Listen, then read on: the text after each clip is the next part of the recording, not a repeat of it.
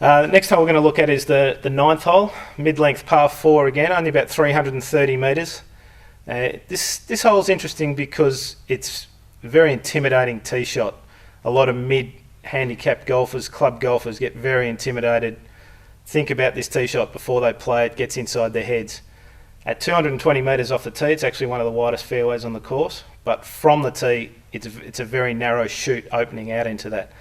So it looks a lot more difficult than it plays. Into a northerly wind, it does play difficult because you're hitting it into that narrow area.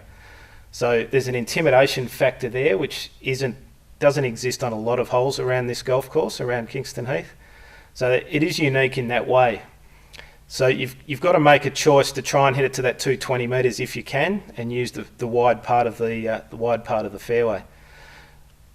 The other differentiating factor on the ninth is that it's a front to back sloping green and left to right sloping green. You don't get a lot of front to back sloping greens on golf courses.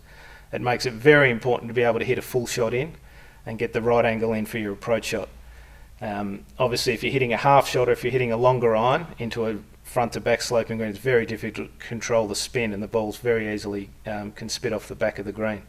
So you need to know your full distance, your favourite distance to hit a full short iron shot in, so you can control that trajectory and control that spin. You can set up a birdie chance absolutely because of that, but it's tea tree both sides of the fairway, and if it gets in your head and the wind gets it above the tree line, you can easily be chipping out for your second and make a bogey or a double bogey too. It's a really interesting golf hole where any score's available to you. Also, the pin position on 9 is very important and a really good one to look at. You can see it from the 8th tee when you're on the viewing mound there on 8, so you know that where the pin is before you hit off. If the pin's back right, you prefer to be up the left. There's a lot more room left than you think standing on the tee. It looks like you're in the left trees. If you hit one up the left corner and you end up in the middle of the fairway, that's the perfect spot to come in for a back right pin position. Front left pin position is one that will be used in tournaments and gets used a lot in club championships and medal days. In that pin position, you really want to be longer and righter off the tee on 9 because you're hitting up into that left to right slope.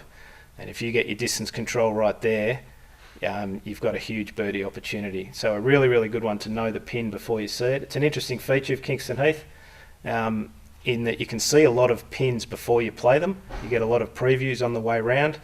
Another example of that is the way you can see the 17th pin from the 7th green. You can see the 13th pin from the 11th green.